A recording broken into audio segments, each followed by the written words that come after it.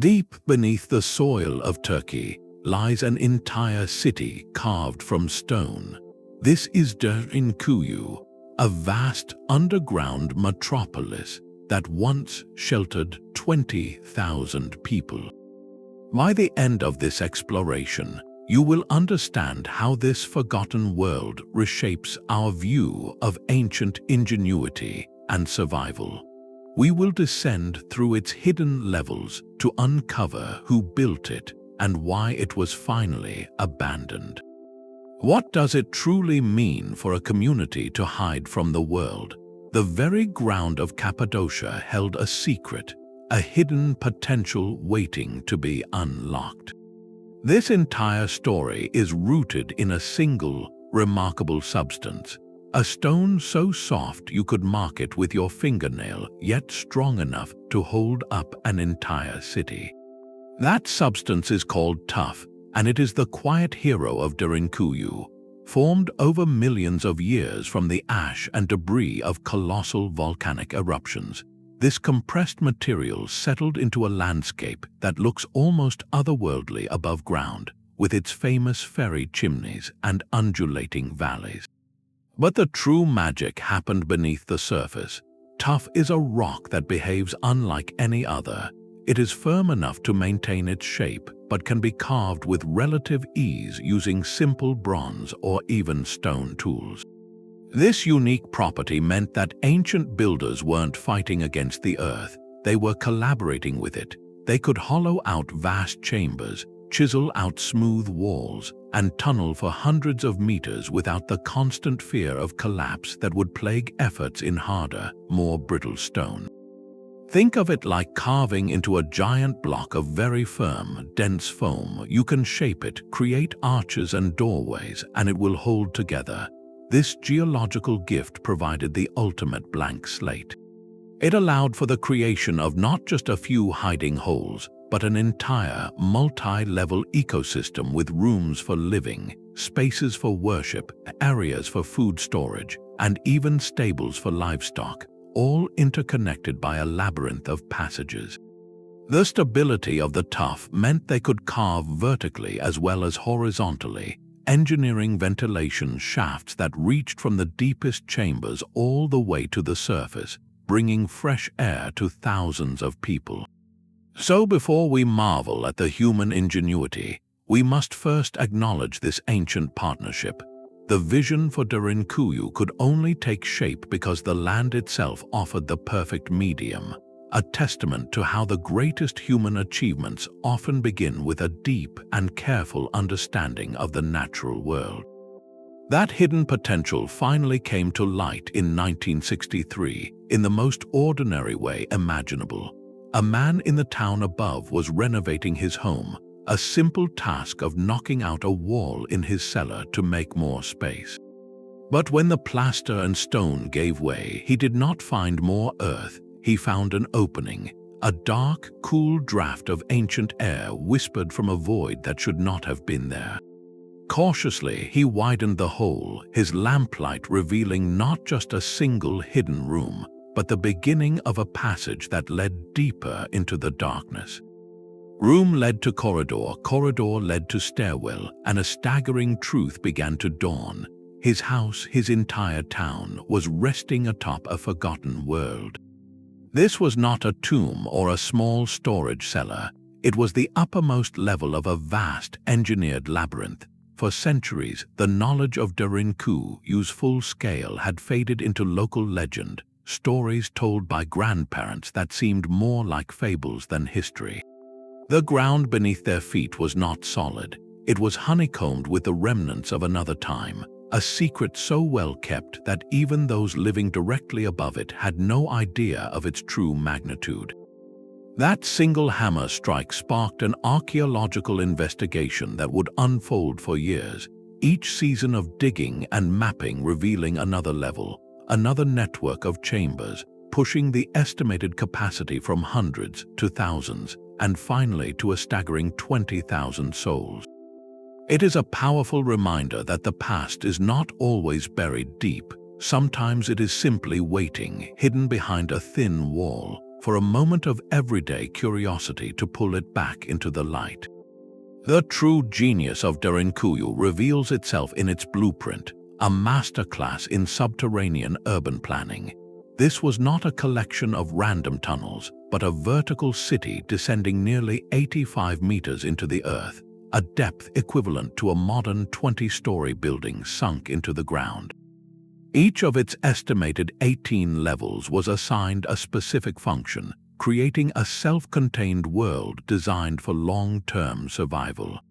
The upper floors house the community's social and economic heart, with spacious common rooms, stables for livestock, and even dedicated wine and oil presses carved directly into the rock, indicating a society prepared to maintain its normal rhythms below ground. Further down, you would find the residential quarters, kitchens with carved hearths, and countless storage rooms for grains, dried goods, and supplies. Deeper still were spaces for worship, like simple chapels with carved crosses, alongside more strategic areas like arsenals and the all-important freshwater wells. This vertical separation was a stroke of logistical brilliance. It organized daily life while also providing a defensive advantage, allowing the community to retreat to greater depths if the upper levels were ever compromised. But the most astonishing features are the ones that made this hive truly livable for thousands. A network of over 50 ventilation shafts, some stretching the entire height of the city, acted as a natural air conditioning system, drawing fresh air down to the deepest chambers and circulating it throughout the complex. Engineers tapped directly into an underground aquifer, creating secure wells that provided a constant, uncontaminated water supply even during a prolonged siege.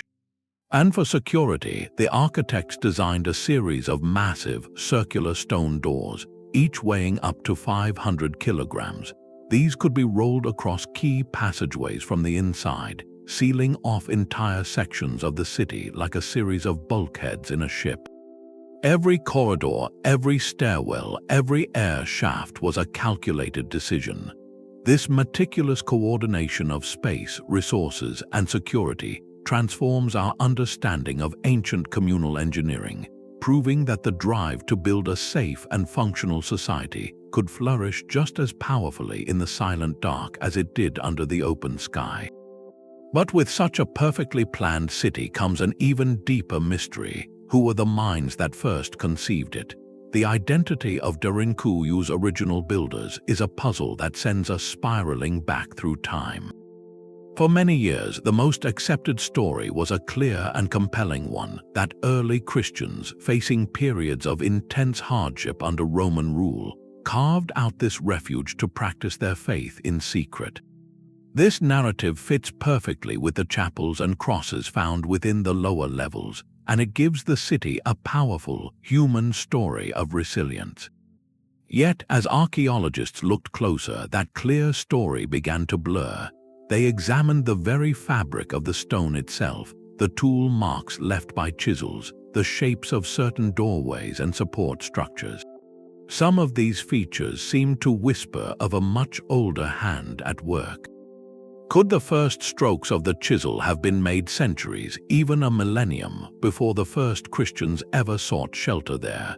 This theory suggests the architects may have been the Phrygians, a people known for their monumental rock-cut tombs, or perhaps even the mighty Hittites, an empire famed for its advanced engineering and subterranean water systems. The idea is not of a single group building from scratch, but of a living space that evolved.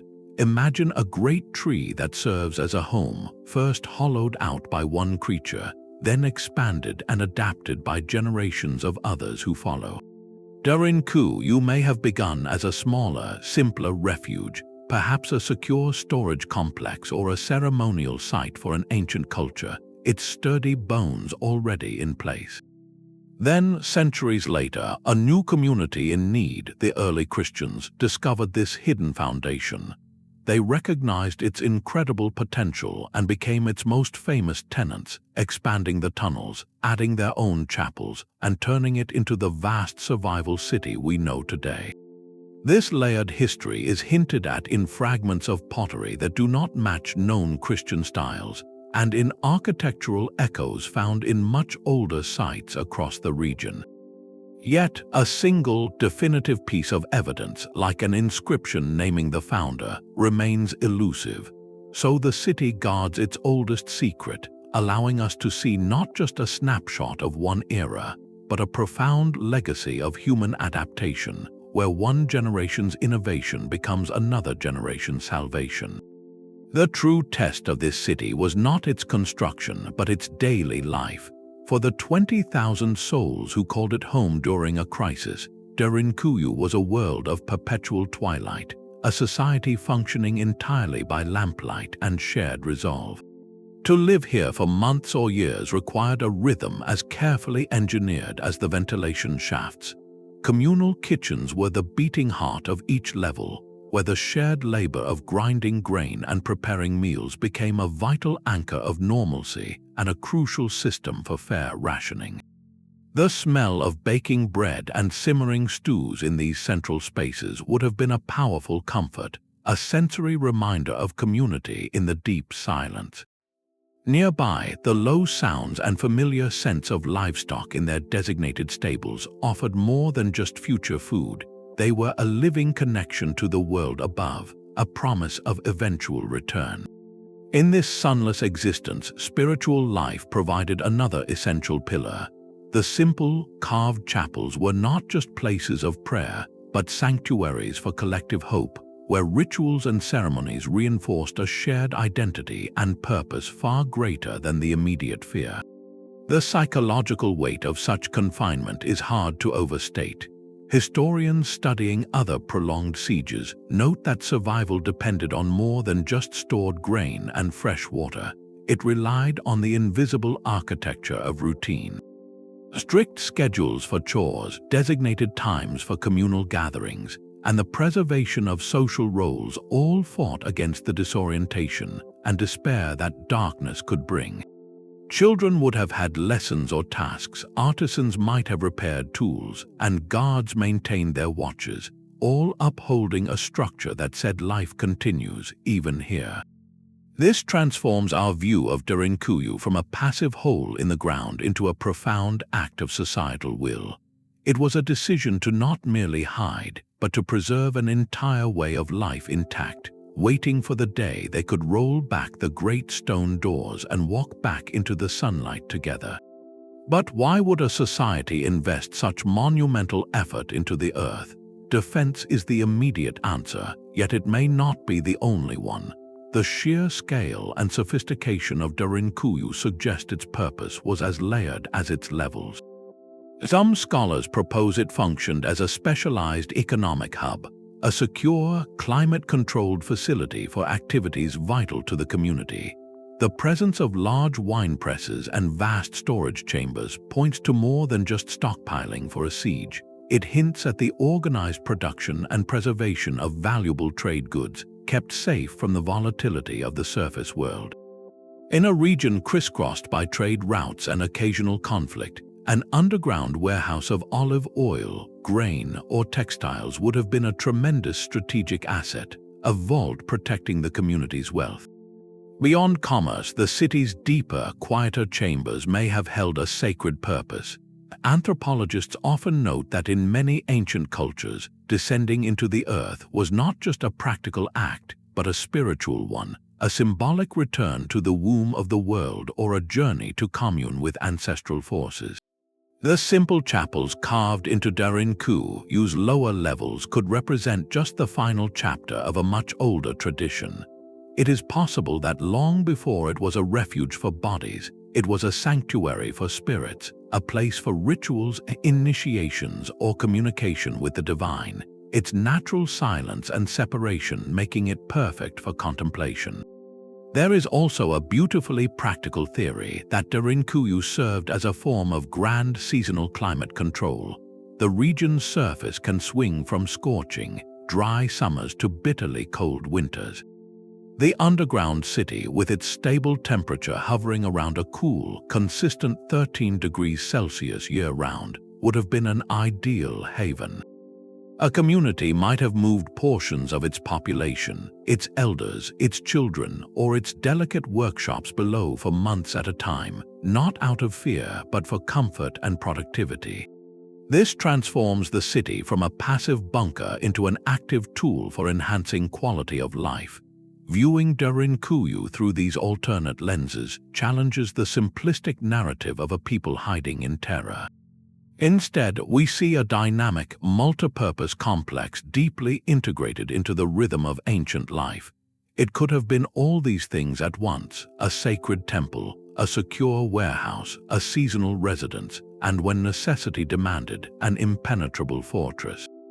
This multifaceted identity makes its story far richer, revealing an ancient society that didn't just dig to survive, but to thrive, carving a space that served the full spectrum of human need, from the spiritual to the profoundly practical. Yet for all its careful planning, Derinkuyu faced a silent and invisible threat, one that could have suffocated its entire population without a single enemy ever setting foot inside. The deepest challenge was not keeping people out but keeping the air in motion. At depths exceeding 80 meters, the sheer weight of the earth creates a stagnant, oppressive atmosphere where breathable air can vanish in a matter of hours. The builders solved this with an elegant and invisible network, over 50 ventilation shafts acting as the city's stone lungs. These were not random openings, but meticulously engineered channels, some as wide as a person is tall, drilled straight through the rock to the surface world above. Their placement was a masterstroke of ancient physics, utilizing the simple principle of convection, where warm air rises and cool air falls. The living quarters and kitchens, filled with body heat and fire, created a column of warm air that would naturally drift upward through these shafts. Simultaneously, cooler, denser air from the surface would be drawn down adjacent shafts, creating a continuous, gentle circulation. On windy days above ground, the effect was amplified, as breezes across the shaft openings would actively pull stale air out, forcing a fresh draft through the entire labyrinth. This constant exchange did more than just provide oxygen. It regulated humidity, preventing the damp, moldy conditions that would have ruined stored food and caused illness. It also safely vented smoke from hearths and the natural gases that can accumulate in confined spaces. To stand at the bottom of one of these shafts today and feel that faint, perpetual breath of air is to witness a quiet miracle of pre-scientific engineering. It represents generations of observational knowledge, of understanding how wind moves and temperature shifts, translated into a life-saving system carved directly into the bedrock. This mastery of the invisible made the tangible city possible, allowing 20,000 people to breathe easy in a world of stone. Security was not an afterthought in Derinkuyu. It was the core principle etched into every corridor and doorway. The city's architects understood that a sanctuary is only as strong as its ability to remain sealed, and their solutions were both elegantly simple and brutally effective. The most iconic of these are the great stone doors. These are not mere barriers, but masterpieces of defensive engineering, each a single, circular slab of rock weighing as much as 500 kilograms. Carved to fit perfectly into a recess in the corridor wall, each door balanced on a central stone pivot, allowing a single person from inside to roll it smoothly across the passageway with surprising ease, sealing it shut with a deep, final thud. From the outside, without leverage, that same slab became an immovable wall. These doors were positioned at critical junctions throughout the city, creating a series of defensible zones. If one level were ever breached, the inhabitants could retreat deeper, rolling these massive plugs shut behind them, trapping invaders in isolated sections of tunnel where they could be confronted on favorable terms. This transformed the entire labyrinth into a sequence of deadly choke points, but the defensive strategy began long before an enemy reached a stone door. The very approach to the city was a gauntlet designed to neutralize any advantage. Entrance tunnels were deliberately long, narrow, and twisted, never allowing a straight line of sight or a charge in formation. An invading force would be forced to proceed single file in cramped darkness, their weapons and armor becoming hindrances. In some sections, the ceiling drops so low that passage is only possible by crawling, a posture of profound vulnerability. This meticulous design reveals a chillingly pragmatic mindset. The people of Derinkuyu were not merely hoping to be overlooked, they were prepared for the worst-case scenario of discovery. Their plan accounted for the moment the hidden entrance was found, and every twisting tunnel, every low ceiling, and every rolling stone was part of a calculated response.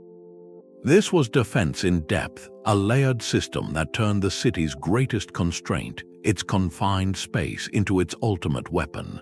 It speaks of a community that valued its safety enough to carve it permanently and with immense effort into the very bones of their world. The city's stone lungs were matched by another, equally vital circulatory system. Water is the non-negotiable requirement for any civilization, and for a hidden city, a secure supply meant the difference between a fortress and a tomb. The engineers of Derinkuyu tackled this with a solution of elegant depth, literally. They carved a series of deep, narrow wells that plunged straight down through the complex's many levels, bypassing the inhabited chambers to tap directly into the natural water table far beneath the surface. This was not a single source but a distributed network, ensuring that if one well were somehow compromised, others would remain.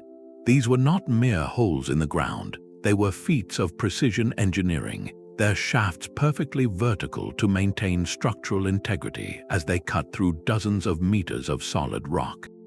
The result was a water source completely independent of the world above, immune to drought, contamination from surface events, or, most crucially, enemy interference during a siege. An attacking force could camp above ground for years and never cut off this hidden lifeline. To complement these primary arteries, the builders also carved out numerous cisterns, large, waterproof basins lined with a special plaster that prevented seepage. These acted as reservoirs, collecting and storing water from the wells, smoothing out supply and creating a stable reserve for the entire population. But the true stroke of strategic genius was in the control.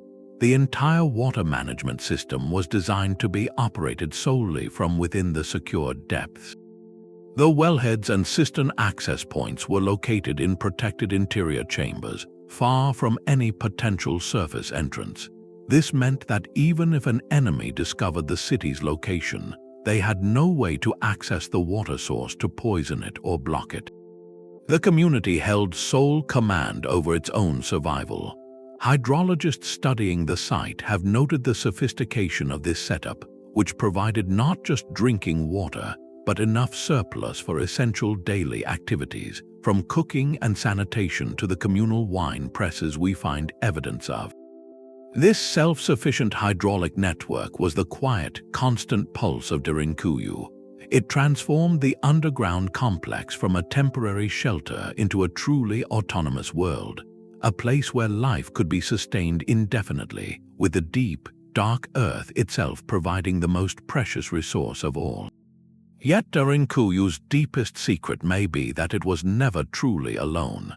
This single underground city is now understood to be just one node in a sprawling, hidden network. Across the Cappadocian Plateau, dozens of other subterranean complexes have been discovered, with Kamakli being the most famous neighbor. Recent surveys and ground-penetrating radar have hinted at something even more astonishing: the possibility of long, connecting tunnels running for kilometers between these buried settlements. Think of it not as a single fortress, but as an entire subterranean province, a secret world with its own hidden highways. During times of extreme danger, these passages could have allowed for the coordinated movement of entire communities, livestock, and vital supplies from one city to another, redistributing populations to avoid overcrowding or to escape a threat focused on a single entrance. Information, warnings, and news from the surface could also travel through this clandestine system, keeping isolated groups connected and informed. This transforms our understanding completely. It shifts the narrative from one of isolated, desperate survival to one of remarkable regional cooperation and strategic foresight. The scale of planning required is staggering, implying not just village elders making decisions, but a shared culture with a unified protocol for vanishing beneath the earth. While archaeologists caution that not every proposed tunnel connection has been fully excavated and verified, the very existence of so many large, similarly designed cities within walking distance of each other strongly suggests a coordinated effort. It paints a picture of a society that did not just dig in, but planned for the long term across an entire landscape, creating a resilient web of safety where if one refuge was compromised, others remained linked and ready. This network speaks to a level of organization and secrecy that feels almost unimaginable, a testament to a collective will to preserve a way of life against any storm that might rage above. The constant need for a place like Derinkuyu is written in the turbulent history of the land itself. Anatolia was not a quiet corner of the ancient world. It was a grand and volatile crossroads, a coveted bridge between continents. For centuries, even millennia, this meant the communities living here were caught in the recurring tides of empires on the march. Armies of Romans, Persians, Arabs, and later Mongol forces did not just pass through. Their conflicts often washed over the landscape, bringing periods of immense hardship for local populations. Surface towns and villages were exposed, vulnerable to raids, requisitions, or the broader devastation that followed marching troops. Historians point to eras like the prolonged Arab-Byzantine Wars, where the frontier zones became places of persistent insecurity, where the threat of conflict was not a distant rumor but a recurring fact of life. In this light, Derinkuyu stops looking like an extraordinary anomaly and starts to look like a profoundly rational response. It was a strategic investment, carved over generations, in the face of a painfully predictable cycle. The community was not digging out of paranoia, but from a hard-earned collective memory that the surface world could become unstable with little warning. The city offered something rare in such a volatile region, a predictable sanctuary against unpredictable violence. It was a fixed point of safety in a landscape that had seen waves of displacement time and again. This context reframes the entire undertaking. The monumental labor was not for a single emergency, but for a recurring one. It was a permanent solution to a permanent problem, a way to ensure that no matter which empire's banner flew overhead, the community itself could endure, preserving its people, its culture, and its way of life deep in the silent, protective embrace of the earth. These chapels carved into the darkness speak of a profound human need. Amidst the secular spaces for storage and sleeping, the people of Derinkuyu also carved out rooms for the soul. Simple, unadorned chambers with altars hewn from the living rock, their walls marked with carefully etched crosses, stand as quiet testimony to what truly sustained this hidden community. These spaces offer some of the most tangible clues pointing to Christian use of the city, especially during eras when practicing their faith openly could bring severe hardship. We can envision a gathering in the deep stillness, the air cool and still, illuminated only by the fragile, dancing light of oil lamps. In that intimate glow, hymns would have been whispered, prayers offered for safety and deliverance, and rituals observed that connected them to a world beyond the stone. This was not an afterthought, it was central to their endurance. The presence of these sanctuaries reveals that survival was measured in more than just grain and water. It was a spiritual and cultural act. To maintain their identity, to practice the rites that defined them, even in perpetual twilight, was a powerful declaration. It meant they were not merely hiding, they were preserving the very core of who they were, ensuring that when the great stone doors finally rolled open, they would emerge not just as survivors, but as a community intact in faith and purpose. This determination to carry their light into the deepest dark ensured their way of life could endure, ready to blossom again when they finally return to the sun. The story of Derinkuyu is still being written, not with shovels but with scanners and sensors. Modern archaeology here has transformed into a delicate art of listening, a practice of revealing secrets without ever breaking the stone. The entire city is a fragile artifact, and the goal is no longer to simply unearth it, but to understand it in place. This means much of the groundbreaking work is, ironically, not about breaking ground at all. Teams now employ tools like ground-penetrating radar, which sends pulses of energy into the earth and listens for the echoes that bounce back from hidden voids or changes in density. It is a form of technological sonar, painting a ghostly image of what lies behind solid walls or beneath untouched floors.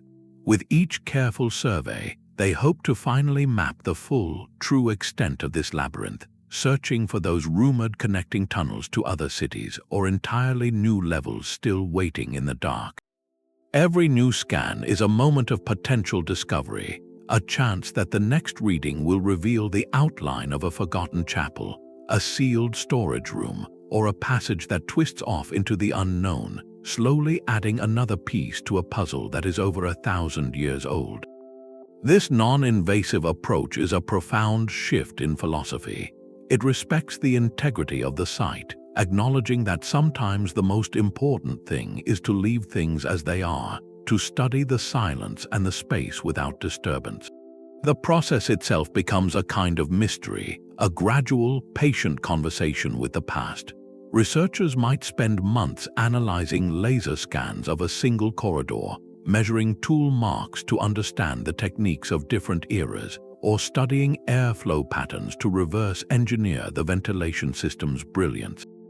It is archaeology by careful observation and deduction, using cutting-edge technology to ask questions that the original builders never could have anticipated. Each answered question, however, seems to reveal two more, ensuring that Derinkuyu, even in its exposed state, retains an aura of deep and compelling secrecy. Derinkuyu stands as a monumental achievement, yet it belongs to a remarkable global family of subterranean ingenuity.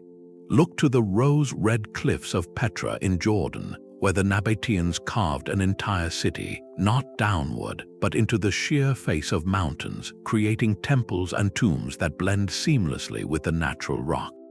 Their motivation was different, rooted in controlling trade routes and creating a defensible, awe-inspiring capital. But the core principle of using the earth itself as both material and fortress is strikingly similar. Far to the west, in the deserts of Tunisia, the people of Matmata constructed another form of underground living. There, they dug large, open-pit courtyards straight down into the soft ground, and then carved their living quarters into the walls surrounding these sunken plazas. This design was a brilliant adaptation to a harsh climate, providing natural insulation from the blistering heat above. Meanwhile, in northern China, the ancient subterranean villages of Yanqing present yet another variation. These are courtyard homes dug deep into the soft lower soil, creating multi-room complexes centered around a sunken courtyard, accessed by a single, sloping tunnel. For centuries, these homes offered protection from the region's extreme winters and summers, and from the turmoil of surface conflicts. Each of these sites, from the cliff faces of Petra to the pit houses of Matmata and the courtyard villages of Yanqing, emerged from a distinct cocktail of necessity, whether it was relentless desert sun, freezing winters, or the constant threat of invasion. Yet they all whisper the same profound truth about our species. When the surface world presents conditions that are too harsh, too dangerous, or too unstable, human creativity does not simply surrender, it redirects. We do not just seek shelter, we reimagine it, carving new horizons into the very ground beneath our feet. This global pattern elevates Derinkuyu's story. It transforms it from an isolated wonder into a powerful chapter in a much longer, universal narrative of resilience. It shows us that the drive to dig, to build safe havens in the earth, is a recurring thread in the human story, a testament to our shared instinct to preserve community against whatever storms may rage overhead. The animals were as much a part of the city's lifeblood as its water supply. Bringing livestock into the depths was not an act of sentiment, but one of profound, practical foresight. This was a community planning not just to survive a siege, but to maintain a functioning economy in the dark. Goats, sheep, and chickens provided a continuous, renewable stream of nourishment. Milk could be fermented into yogurt or cheese, eggs offered vital protein, and wool could be spun for clothing and blankets, all while the animals themselves remained alive and productive. This transformed the food system from a static countdown of stored sacks of grain into a dynamic, living cycle. It alleviated the constant psychological pressure of watching a finite supply dwindle, offering a daily reminder that life, in all its forms, was continuing. Housing these animals required careful planning, of course. The stables were situated on the lower levels, strategically placed near ventilation shafts to draw away moisture and odors, and designed with channels to manage waste, which could then be used to fertilize any possible subterranean gardening efforts. The logistical challenge of leading herds down the narrow, twisting ramps was immense, but it was a calculated risk. These animals represented more than just immediate calories. They were the community's essential capital.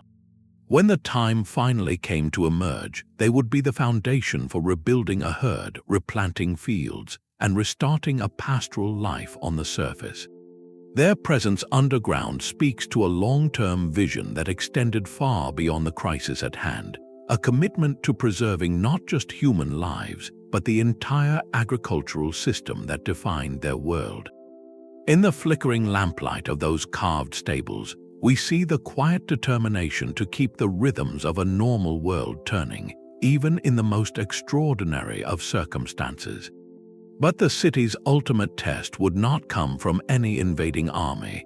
It would come from the ground itself, from the deep, restless forces that shape the very region. Building a multi-level city underground in a place as seismically active as Turkey was an act of profound confidence in their own engineering. The architects of Derinkuyu had to design for an invisible, unpredictable enemy, the earthquake. They met this challenge by working in harmony with the material they were given. They understood the natural strength and flexibility of the volcanic tuff, and they enhanced it with brilliant, intuitive design. Look up at the ceilings in the larger chambers, and you will see they are not flat, they are gently arched or domed. This is not merely for aesthetics, it is a fundamental principle of load-bearing architecture. An arched ceiling distributes the immense weight of the earth above it outward and down along the curve, into the walls and the thick, strategically placed pillars that punctuate the rooms. This design prevents any single point from bearing too much stress, making the entire structure far more resilient to the shaking and shearing forces of a tremor. Furthermore, the city's layout itself contributes to its stability. The rooms are generally small and interconnected in a honeycomb pattern. Think of it like a sheet of bubble wrap. Each individual air pocket is fragile on its own, but linked together, they absorb and dissipate impact. In Derinkuyu, this cellular structure meant that if a crack did form from seismic activity, it would likely be contained within one small chamber or corridor, unable to propagate in a straight line and cause a cascading collapse through multiple levels. Modern engineers who have studied the site express quiet admiration for this empirical mastery. They note the remarkable absence of evidence for any widespread, catastrophic failure in the city's long history. While there are signs of minor repairs and reinforcements made over the centuries, the core structure has stood firm. This reveals a knowledge passed down through generations, a deep, observational understanding of how stone behaves under pressure and how to shape it to defy the Earth's own movements. In this way, Derinkuyu achieved a dual purpose its creators could never have fully articulated with our modern terms. They built a refuge that was secure from the conflicts of humanity, and simultaneously, through brilliant passive design, they forged a sanctuary durable enough to withstand the primordial tensions of the planet. It is a legacy of safety carved in stone, meant to last through the ages. Even the most perfectly engineered refuge cannot hold back the slow tide of history. So why, after centuries of use, was Derinkuyu finally sealed and left to the silence? The city's abandonment is a quiet mystery, with no single dramatic event recorded, only a gradual fading from living memory into legend. One prevailing theory points to a profound change in the world above. With the consolidation of the Byzantine Empire's power in the region, and later, the relative stability brought by the expansive Ottoman era, the constant, imminent threat of large-scale invasion began to recede. The very condition that made the underground city necessary, a landscape of persistent insecurity, was slowly healing. If generations could live their entire lives without ever needing to roll the great stone doors shut, then the monumental effort of maintaining such a complex and the hardship of life within it would naturally start to seem less essential. Why dwell in a fortress when the world outside no longer feels like a battlefield? Another possibility lies in the very systems that sustained the city. Geological shifts over centuries could have subtly altered the water table, perhaps lowering it beyond the reach of the ancient wells, or mineral deposits might have slowly choked the vital ventilation shaft. A failure in either of these lifelines would have rendered the deep levels uninhabitable, a slow suffocation or drought that no engineer could fix. Yet the most human explanation may be the simplest. As surface life became more secure and prosperous, the appeal of that sunless existence surely waned. The choice between a vibrant, open town with markets, fields under the sun, and growing children, versus a disciplined, shadowed life of communal routine in the rock, would have become clearer with each peaceful year. The city was likely not abandoned in a single exodus, but through a gradual forgetting. Families stopped maintaining their assigned chambers, the last stored goods were retrieved, and the final great door was rolled shut, perhaps for what they thought would be just another season. But that season stretched into a decade, then a century. Wind-blown soil filled the surface vents, minor rockfalls obscured corridors, and the precise knowledge of its layout faded into the realm of grandparents' tales. Derinkuyu did not fall, it was gently released, sinking back into the earth's embrace until it was ready to tell its story again. The true measure of a civilization is often found not in its grand monuments, but in how it manages the mundane. For 20,000 people living in perpetual night, the simple act of seeing became a carefully orchestrated ritual. Light was a precious commodity, drawn from countless small oil lamps fueled by olive oil or animal fat. These flickering flames did more than push back the darkness. They defined time and space, carving out pockets of warmth and activity in the vast stone halls. The evidence is still there, if you know where to look, ancient soot marks staining the ceilings above where these lamps hung for generations, a permanent record of where life gathered. This soft, moving light created a world of shifting shadows, where faces were seen in half-glow and the edges of rooms faded into mystery. It was a light that demanded community, drawing people together around its glow for meals, work, and conversation, reinforcing the bonds that isolation could otherwise fray. But for every necessity provided, a corresponding problem had to be solved. The waste produced by thousands of humans and their animals could not be ignored. It was a direct threat to health and morale. Archaeologists believe the city employed a system of designated shafts or deep pits, likely treated with materials like lime to neutralize odor and slow the spread of illness. This was not a modern sewer, but a pragmatic containment strategy, a way to isolate and manage what could not be eliminated. The very fact that the city was used for extended periods suggests they found a workable, if not perfect, solution to this most basic challenge. It speaks to a collective discipline, an understanding that individual comfort had to be balanced against communal health, where following the rules about waste disposal was an act of care for your entire neighbor. This discipline extended far beyond sanitation. Maintaining peace and purpose in such a pressurized environment required a clear, respected social order. We can envision a council of elders or chosen leaders, individuals whose wisdom and fairness were trusted implicitly. Their role would have been critical, making daily decisions that felt the weight of 20,000 lives. They allocated food from the central stores, mediated disputes that could fester in close quarters, and organized the endless rotation of duties, from guarding the entrances and maintaining the air shafts to grinding grain in the communal kitchens.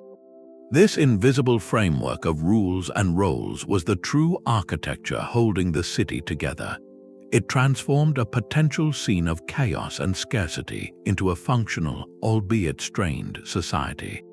The miracle of Derinkuyu is not just that they built the city, but that they successfully lived in it, negotiating the delicate balance between individual need and collective survival in every shared meal, every lit lamp, and every resolved disagreement. The stone doors that once sealed out the world are now held open by a different force, curiosity. Derinkuyu's journey from a hidden fortress to a celebrated UNESCO World Heritage Site is a profound evolution, a complete rewriting of its purpose in the modern age. Where terrified families once listened for sounds of danger above, thousands of visitors now walk the same corridors each year, their voices and camera flashes filling spaces designed for silence and secrecy. This transformation is a double-edged sword, a story of preservation meeting popularity. On one hand, tourism has become the city's new lifeline.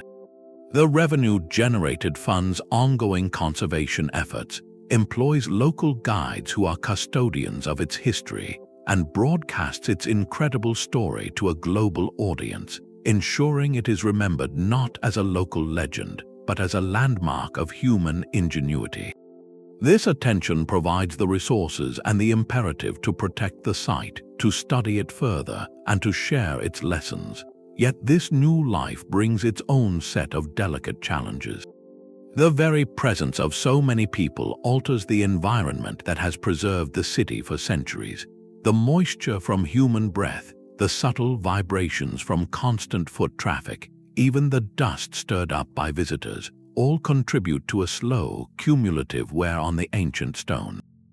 Conservationists now monitor humidity levels with the same vigilance ancient engineers monitored for enemies, installing discrete ventilation upgrades and managing visitor flow to prevent overcrowding in the most fragile chambers.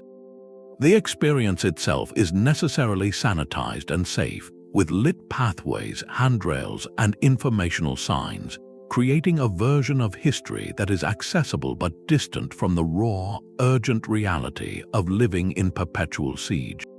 It is impossible to truly feel the weight of that old fear while standing in a line of fellow tourists.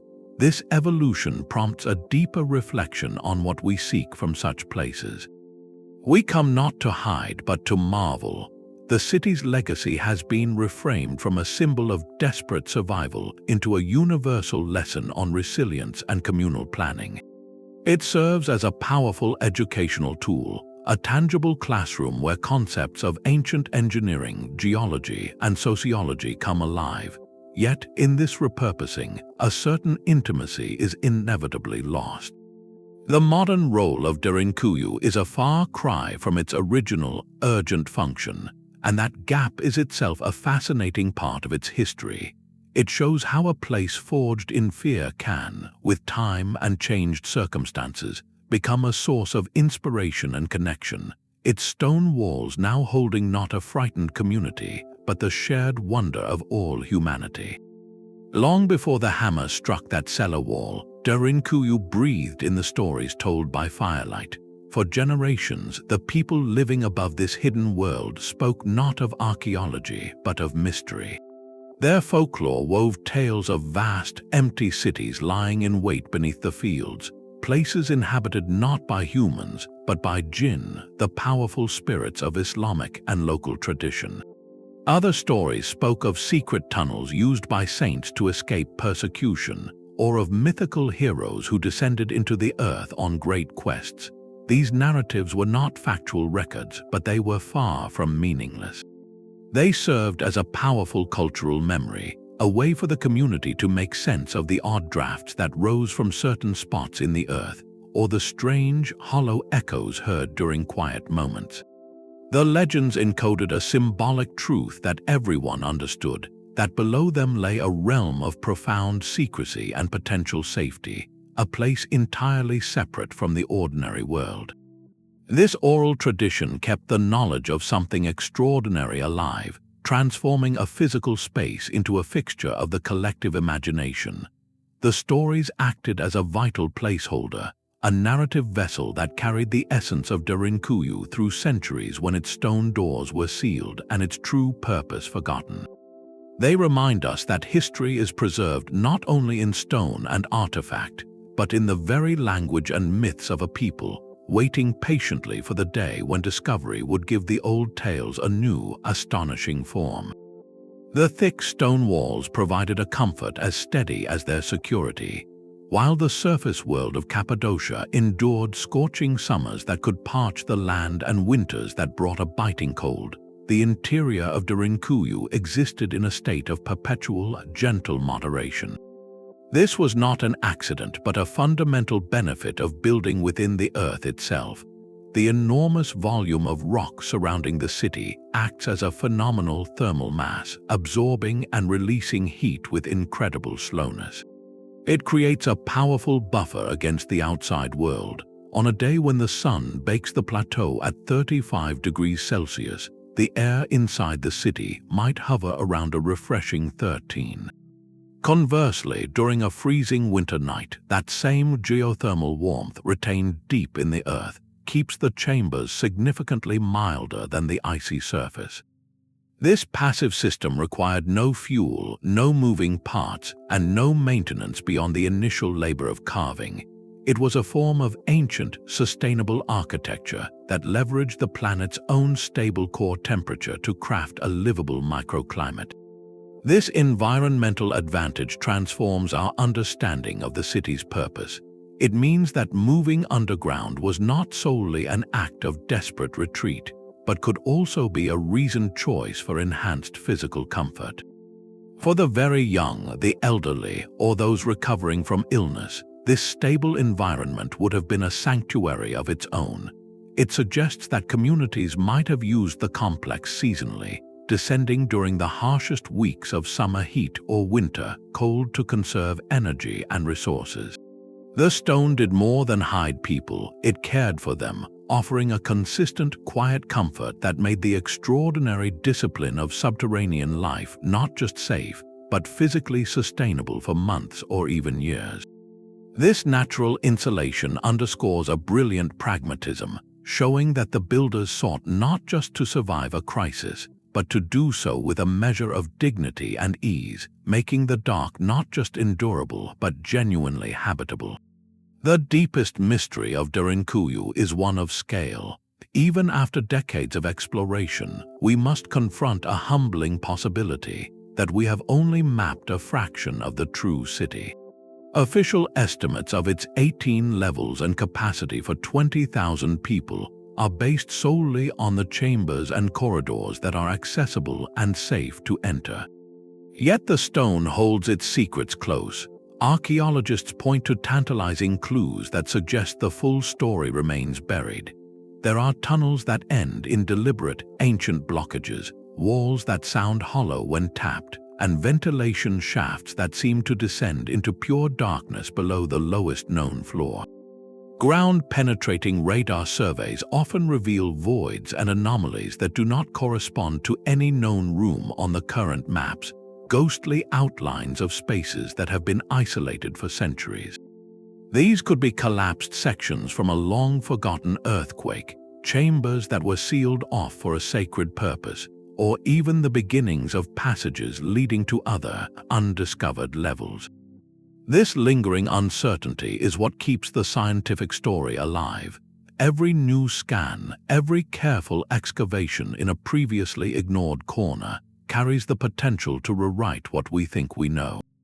It is the ultimate allure of the site, the idea that the next turn could reveal a sealed library, a council chamber, or an inscription that finally names the original builders. For the public, this transforms Derinkuyu from a static museum into a living puzzle. The city resists being fully catalogued and understood, maintaining an aura of the undiscovered. It means that beneath the feet of every modern visitor, in the silent dark beyond the tourist pathways, there may lie entire wings of the city still waiting, holding artifacts untouched and stories untold. Derinkuyu is therefore not a relic of a finished past, but an active, silent participant in the present. Its final chapters are not yet written, they are still carved in stone and shadow, waiting for the right tool, the right question to bring them into the light. The silence of Derinkuyu is not entirely empty, it holds echoes in stone and clay. The artifacts recovered from its depths are few, but each one speaks volumes about the final days of the city and the life that pulsed within it. Unlike the scene of a sudden catastrophe where belongings are scattered in place, the chambers of Derinkuyu were found in a state of orderly emptiness. This suggests a planned and deliberate departure. The inhabitants, it seems, gathered what they could carry and left, taking their most precious personal items with them. What they left behind were the anchors of daily life, objects too large or too mundane to move in a long journey. Massive stone grinding mills, sunk into the floors of communal kitchens, tell of the endless work of turning grain into flour. Simple, rounded loom weights made of clay hint at the craft of weaving, of creating textiles for clothing and blankets in the dim light. And perhaps most evocative are the giant storage jars called pithoi, some taller than a person, still standing sentinel in carved niches. These were the larders of the city, designed to hold enough grain, oil, or dried legumes to sustain thousands. The very presence of these items, and the absence of things like jewelry, coins, or weapons, is a powerful clue. It indicates a community that left with purpose and hope, likely believing their exile underground was temporary. They secured their heavy infrastructure, took their valuables, and sealed the doors behind them, expecting to one day return to restart the mills and fill the jars once more. This careful retreat transforms the narrative from one of frantic escape to one of managed transition. The sparse material record becomes a testament to their foresight and discipline, a final, quiet act of preparation before they stepped back into the world above, leaving their stone city waiting patiently for a homecoming that never came. This silent city carved from stone becomes far more than an ancient shelter. It transforms into a profound cultural symbol, an archetype that echoes across time and imagination. When we think of seeking safety underground, we are tapping into one of humanity's oldest and most powerful narratives. Psychologically, descending into the earth often represents a return to a primal state of security, a symbolic retreat to a womb-like space where the chaos of the world cannot reach. It is a universal gesture of seeking protection within the body of the planet itself. Derinkuyu is the ultimate physical manifestation of that deep-seated instinct. Its story resonates not just because of its engineering, but because it embodies a shared human response to overwhelming threat, the powerful urge to dig in, to hide, and to preserve what matters most until the danger passes. Philosophers and storytellers might look at this city and see a powerful metaphor for resilience. It represents the idea that a community's greatest strength is not always visible on the surface, but lies hidden within, in the bonds of cooperation and the shared will to endure. The city itself becomes a character in a larger story about facing darkness, both literal and metaphorical, and emerging intact. This interpretive lens connects Derinkuyu's specific history to every tale of a hidden refuge, from the mythical caves of legend to the modern concept of a safe room. It speaks to our collective fear of external storms, whether they are armies, natural disasters, or periods of great uncertainty, and our enduring hope that there is always a place, real or symbolic, where we can wait in safety. The city's legacy, therefore, is not locked in its past. It lives on in the way it makes us reflect on our own capacities for preparation, unity, and survival. It asks us what we would protect and how far we would go to safeguard our community when the world above grows turbulent. Derinkuyu stands as a permanent reminder that sometimes the path to preserving the future lies in a deliberate, courageous descent. The principles that guided the builders of Derinkuyu are not relics, they are a blueprint for a timeless human concern. In our modern world, where conversations turn to climate resilience, global health challenges, and the stability of our interconnected systems, the ancient drive to create a secure, self-sufficient refuge finds startling new echoes. We are not, of course, reaching for chisels to carve into bedrock. Our tools are different, but the fundamental goals remain aligned: secure food and water reserves, decentralized and renewable energy sources, and most critically, a framework for communal cooperation when normal systems are strained. Derinkuyu functions as a profound historical case study, a centuries-long experiment in disaster preparedness on a monumental scale. It compels us to ask a difficult question: how would our own communities, often dependent on vast, fragile supply chains and digital networks, endure a prolonged crisis?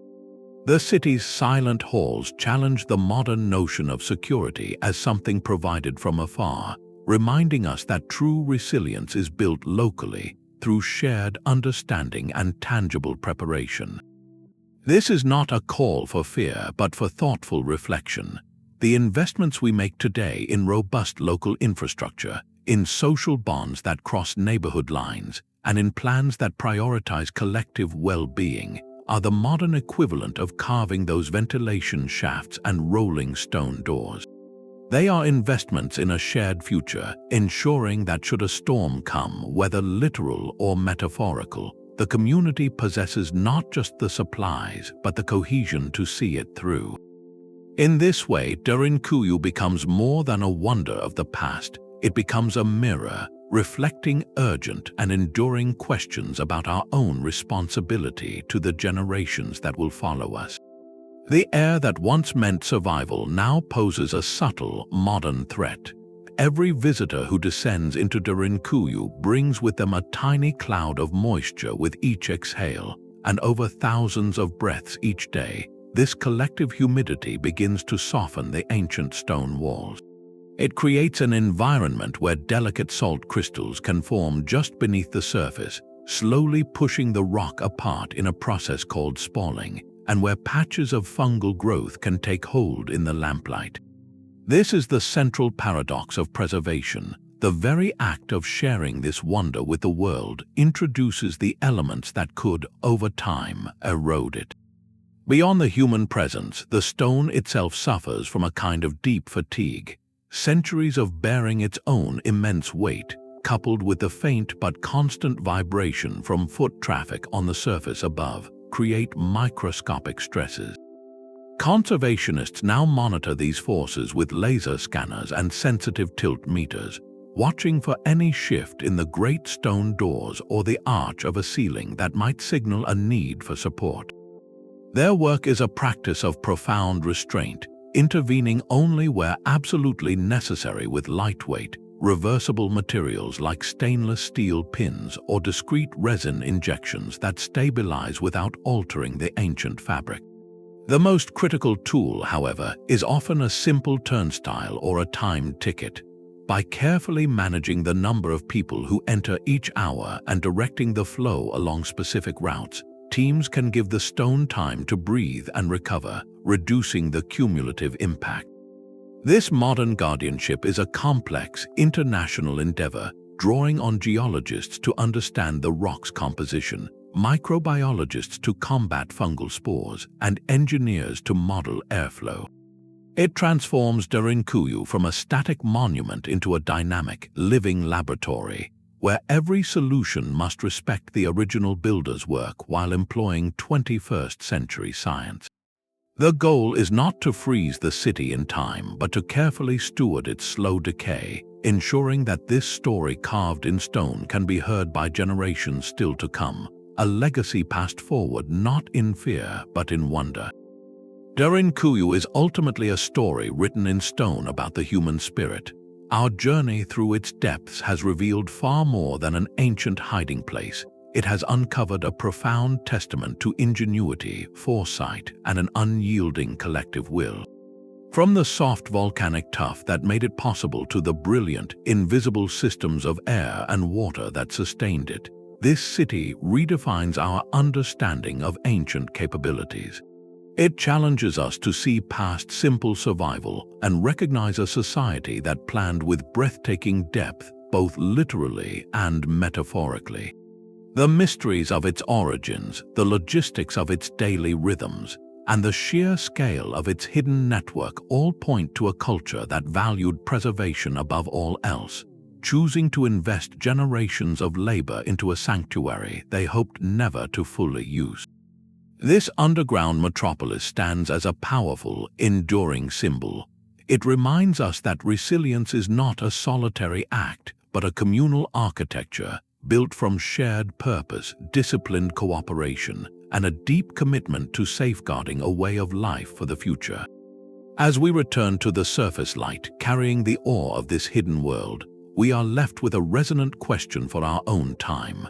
What foundations of care, preparation, and unity are we building today that might shelter the generations to come? The silent city below asks us to consider what we would protect and how far we would go to ensure that our community, in all its complexity, endures. Thank you for exploring this wonder with me. If you found this journey into history's depths fascinating, please subscribe for more explorations into the world's greatest mysteries. I would love to hear your thoughts, so share what you find most compelling about Derinkuyu's story in the comments below.